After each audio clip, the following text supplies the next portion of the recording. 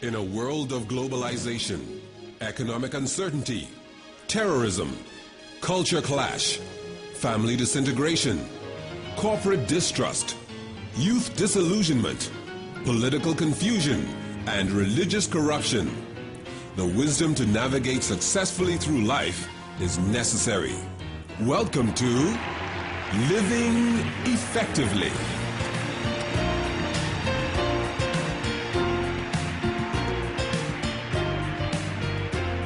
Living Effectively, a program designed to provide wisdom, insight, information, and inspiration to effectively face the challenges of the 21st century world. Living Effectively. 6.7 billion of us human beings have one thing in common. We will confront change. It's time to embrace change by purchasing a copy of Dr. Myles Munroe's book, The Principles and Benefits of Change. Discover the purpose of change, manage change, maximize critical change, rediscover the impact of change, learn how to respond to change, protect yourself against change, develop change strategies to chart your course to a preferred future. To purchase a copy of this book, call 1-242-461-6400 or visit us on the World Wide Web at bfmmm.com. If you want to become an agent of change, get your copy of The Principles and Benefits of Change today.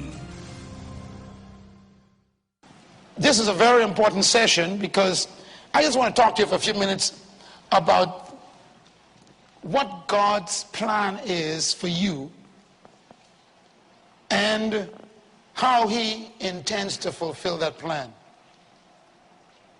God's idea, and again our topic today is kingdom community distinction.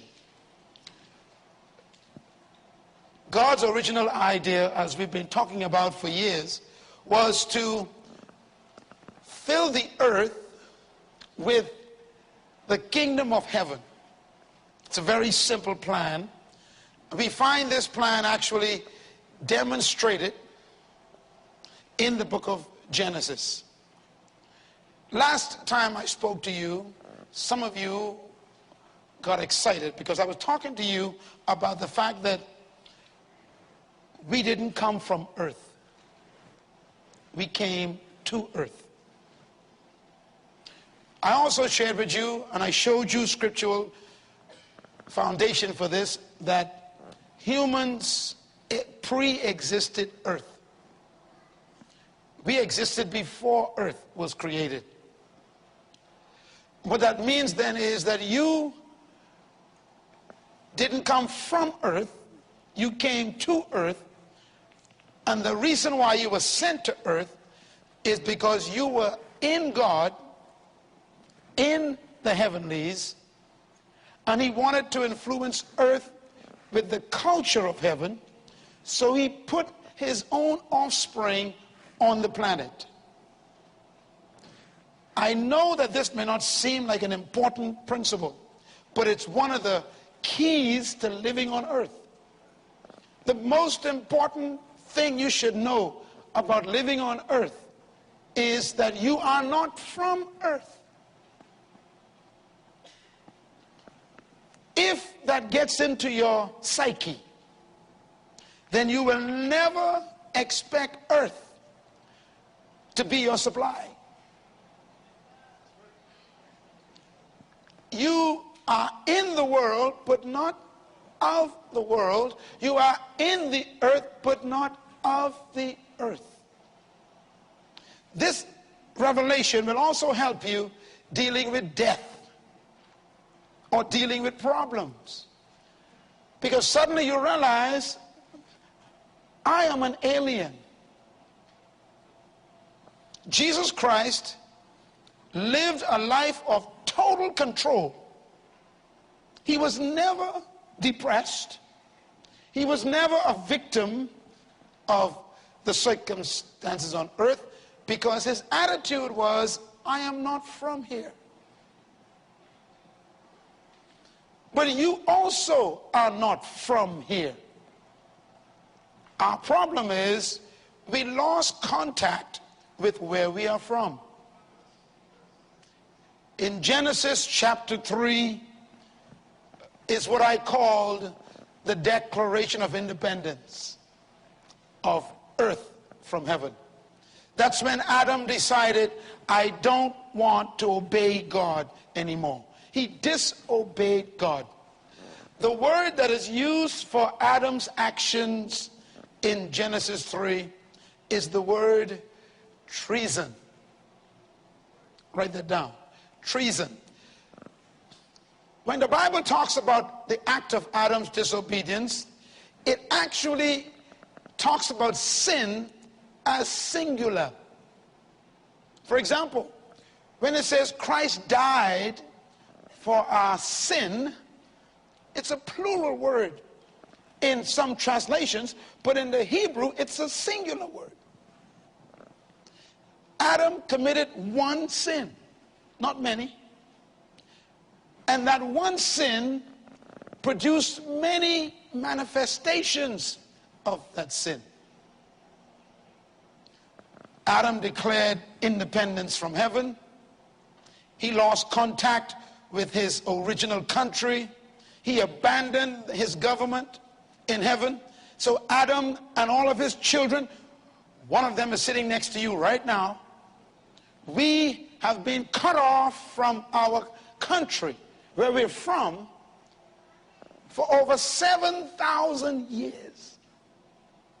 No wonder why we picked up a new culture. We have a new mentality. We don't know how to think like our country anymore. Our value systems, our moral standards, everything has been completely changed. And when our children are born, they don't know nothing about home. No wonder why they speak the language of earth. Language like fear, frustration, depression. These are not heard of in heaven. And so God's plan was to restore the country and the planet back together. What did he do to do that? He didn't come to earth and choose one of the kids and brought them up to heaven to show them what heaven is like and then send them back to try and change their brothers and sisters. He did something more powerful.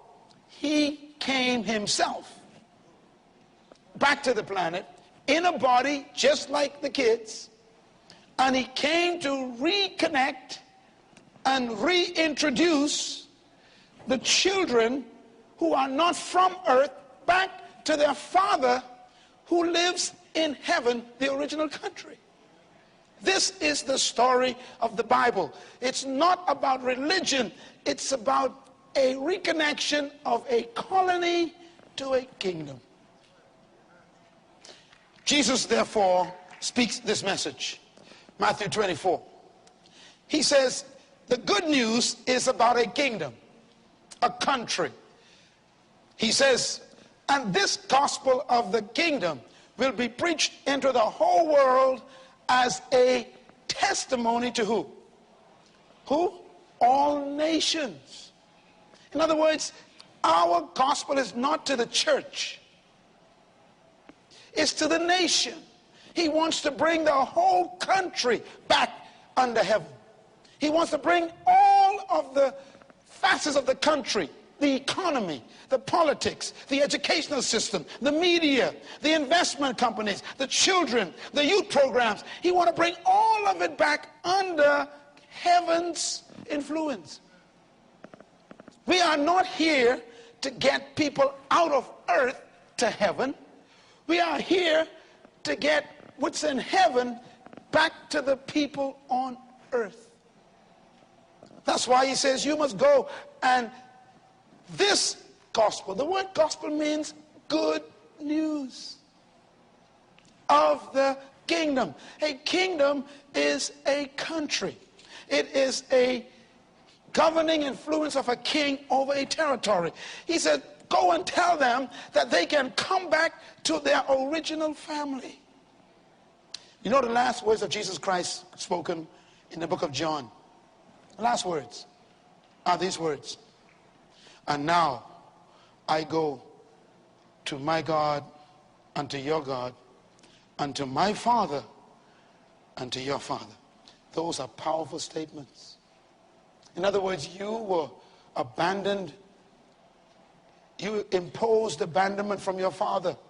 I have finished the work now. I now go back to your Father and to my Father. He's your Father again. You've been reconnected. Do you know that the Holy Spirit's most difficult job is to get you to say, Abba? If you read the Bible said the Holy Spirit has been sent into our hearts to teach us how to say, Abba. I was in a restaurant in Jerusalem last week. My wife and I were eating, and there's a lady sitting next to us with a little kid, baby. And we were down in the city, next to the old city, and the little kids were talking to their parents. And I kept hearing the little boy say, Abba, Abba, and then he would say something in Hebrew. And the little girl would say, Abba. It was so natural for these kids. They're Hebrews. And I was thinking, one day we'll say that every day. Just like that. Abba, my phone bill came. Abba, the rent is due. Abba, you got to pay the light bill. Say it. Abba. Abba means Papa. It means source, sustainer. I have come to restore you back to your Abba, he says. If you can just get that spirit, Abba. Look at this verse 28 of Matthew 28 verse 19. He says, therefore you go and make disciples of every nation, baptizing them in the name of the Father, the name of the Son, in the name of the Holy Spirit, and then teach them to obey. He didn't say teach them how to leave in the rapture. Don't teach them how to abandon earth and avoid problems. He said teach people how to live in the earth according to the things I taught you. Which means what he taught us is supposed to be good enough to live on earth successfully. We are therefore here to influence this planet with the principles, the precepts, the laws of our country, heaven. And it says, teach them to obey. When I was in my Greek class in university, Dr. Horner was going through some of these. He was my professor. And this statement here, teach them to obey, he says the word then, Greek actually means to force.